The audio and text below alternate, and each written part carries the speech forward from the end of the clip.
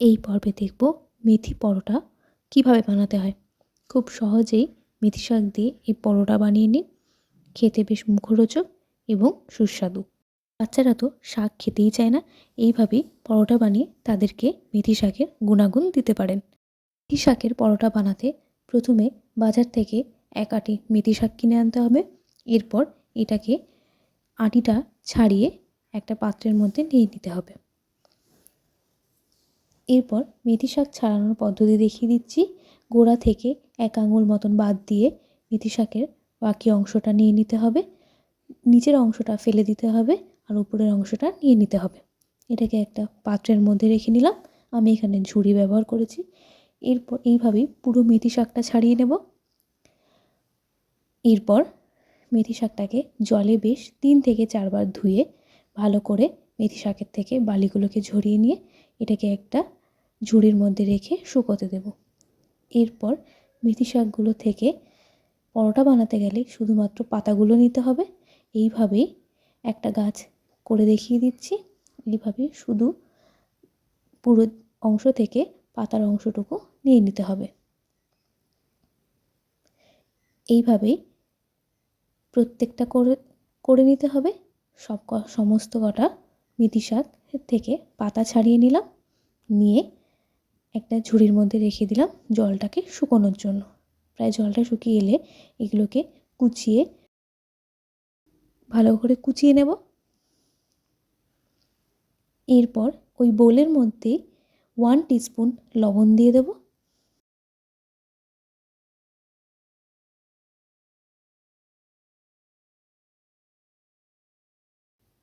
এরপর হাতের সাহায্যে ভালো করে প্রেস করে মেথি শাকটাকে মেখে নেব। লবণগুলোকে ভালো করে মেথি শাকের মধ্যে ঢুকিয়ে মাখিয়ে নিতে হবে।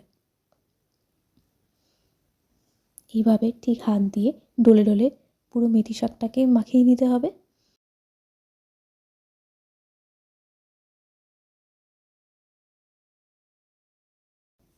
ভালো করে এইভাবে ডলে ডলে চটকে চটকে পুরো মেথি শাকটা মাখিয়ে নেব।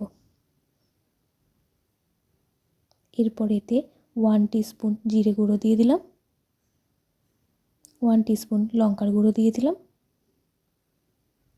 আবারও এগুলোকেও ভালো করে মিশিয়ে নেব মেথি শাকটার সাথে। ভালো করে চটকে নিতে হবে, তাহলেই মেথি শাক থেকে জলগুলো এইভাবে বেরিয়ে আসবে। এরপর এতে পরিমাণ মতন ময়দা নিয়ে নেব। আমি এখানে প্রায় মিডিয়াম সাইজের 3 কাপ ময়দা নিয়ে নিয়েছি। ওইটুকু মেথি শাকের জন্য 3 কাপ মতন ময়দাই যথেষ্ট। চাইলে আরও 1 কাপ দেওয়া যেতে পারে। এবার ময়দাগুলো দিয়ে মেথি শাকটাকে ভালো করে মেখে নিচ্ছি। মেথি শাকের গায়ে যে জলটা লেগেছিল ওইটা দিয়ে বেশ খানিকটা আগে ময়দাটা মেখে নেব। তারপরে প্রয়োজন মতন অল্প অল্প করে জল দিয়ে দিয়ে মেখে নেব।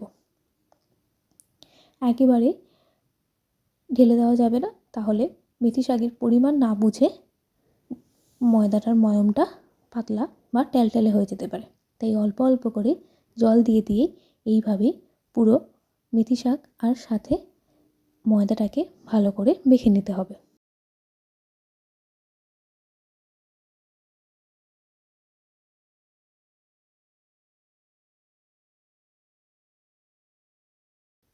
ভালো করে ময়দাটাকে মেখে নিচ্ছি।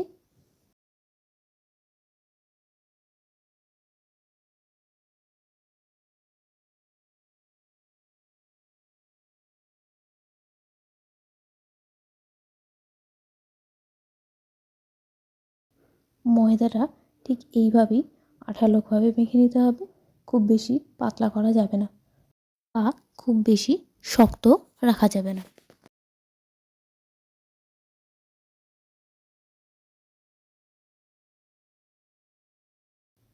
ভালো করে ঠেসে ঠেসে ময়দাটাকে মেখে নিলাম।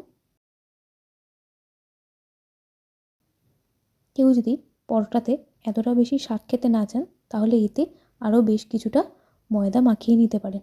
এরপর হাতে করে অল্প করে সাদা তেল নিয়ে পুরো ময়মটার চারিদিকে ভালো করে বাইন্ডিং করে রেখে দিলাম। এবার এটাকে প্রায় 5 থেকে 6 ঘন্টার জন্য রেস্টে রেখে দেবো।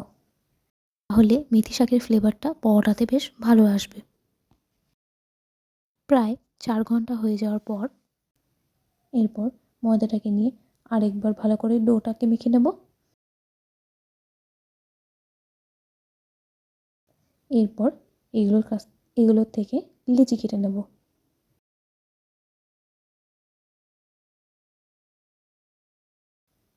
পরোটার জন্য এরকমই বেশ খানিকটা বড় বড় করে লিচি কেটে নিলাম। আমি আপাতত দুটো বানিয়ে দেখিয়ে দিচ্ছি। ভালো করে এরপর একটু ময়দা ছড়িয়ে নিয়ে লিচিটাকে গোল করে একটু হাত দিয়ে হালকা করে চাপ দিয়ে তেবড়ে নিয়ে বেলনির সাহায্যে ভালো করে বেলে নিতে হবে।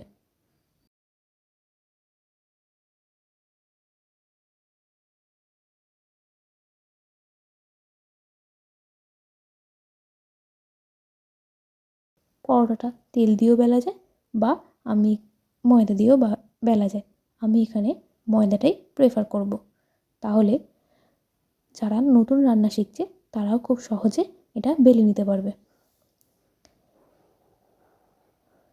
পরোটাটাকে বেশ যতটা গোল করা যায় সেই অনুযায়ী গোল করেই বেলে নিচ্ছি। দুপাশটাতে ভালো করে একটু ময়দা মাখিয়ে নিলাম যাতে আটকে না যায়। ভালো করে প্রেসার দিয়ে ময়দাটাকে বেলে নিচ্ছি।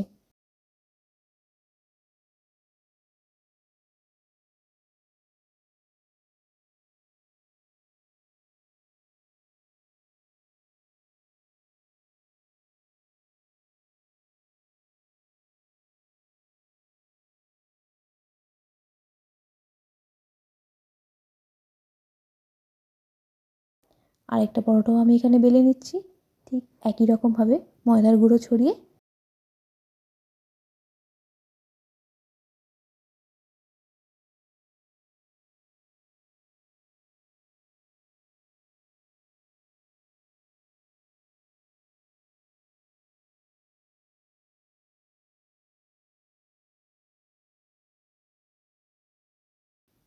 মোটামুটি এরকম থিননেসেই প্রত্যেকটা পরোটা বেলে নিলাম। এর চেয়ে বেশি পাতলাও করা যাবে না বা এর চেয়ে বেশি মোটাও রাখা যাবে না। ঠিক এইরকম থিকনেসেই পরোটাগুলোকে বেলে নেব। পরোটা বেলে নেওয়া কমপ্লিট। এরপর গ্যাসের ওভেনে একটা প্যান বসিয়ে দেব। এতে এবার একে একে পরোটাগুলোকে দিয়ে দেব। প্রথমে পরোটাগুলোকে হালকা করে এপিট ওপিট করে সেঁকে নেব নর্মাল প্যানে।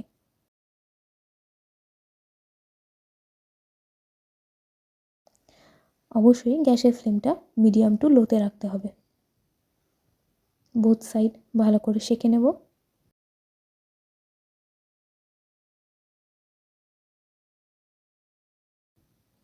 আগে খালি প্যানে দুটো পরোটাকে সেঁকে নেব।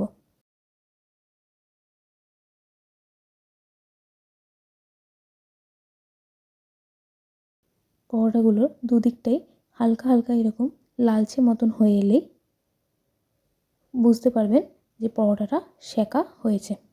এরপর প্যানের মধ্যে সামান্য পরিমাণ সাদা তেল দিয়ে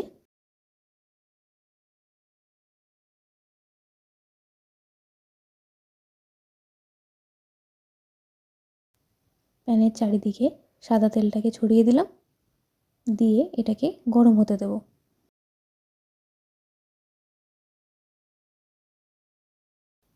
এরপর সেঁকে রাখা পরোটাকে একে একে দিয়ে দেব।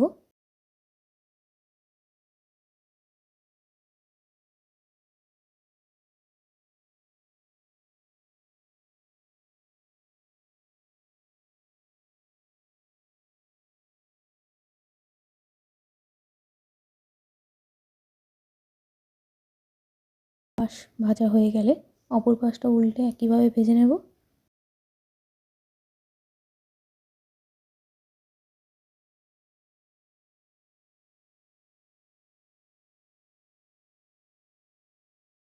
এই পরোটা ভাজতে গ্যাসের ফ্লেমটা মিডিয়াম টু লোতেই রাখতে হবে। এইভাবে স্প্যাচুলার সাহায্যে চেপে চেপে পুরো পরোটাকে ভালো করে ভেজে নেব।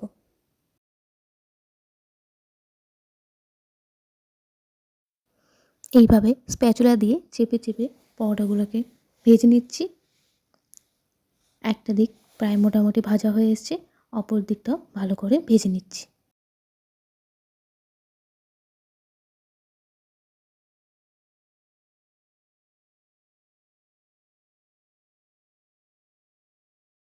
এই পরোটাটা ভাজতে মোটামুটি 3 থেকে 4 মিনিট মিডিয়াম টু লো ফ্লেমে দিয়ে ভাজলে যথেষ্ট।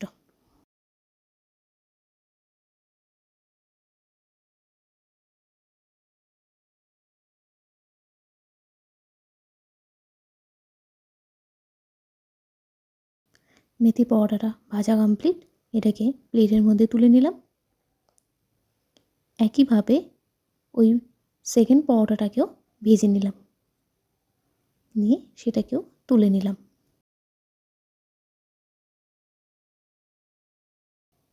এবার দুটো ছোট বাটি নিয়ে তাতে একটাতে আচার, যে কোনো রকম আচার দিতে পারেন, আমি এখানে আমের আচার দিয়েছি। আর আরেকটা পাত্রে টক দই নিয়ে নিলাম।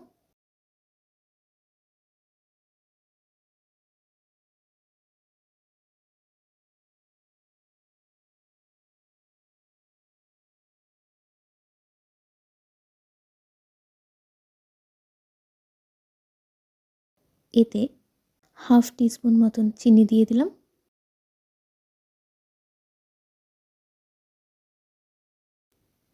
1/4 টিস্পুন বিট লবণ দিয়ে দিলাম। 1/4 টিস্পুন গোলমরিচ গুঁড়ো দিয়ে দিলাম। দিয়ে একটা টক দইয়ের রায়তা বানিয়ে নিলাম, যেটা এই পরোটার সাথে খেতে বেশ ভালোই লাগে। এবার ভালো করে চিনি, নুন এবং গোলমরিচ গুঁড়োটাকে দইয়ের সাথে ভালো করে মিশিয়ে নিলাম। এই পরোটা আচার এবং দই দিয়ে বানানো রায়তা দিয়ে খেতে ভালো লাগে। এছাড়াও কেউ চাইলে যে কোনো রকম তরকারি দিয়ে খেতে পারেন। গরম গরম সার্ভ করে নিলাম মেথি পরোটা।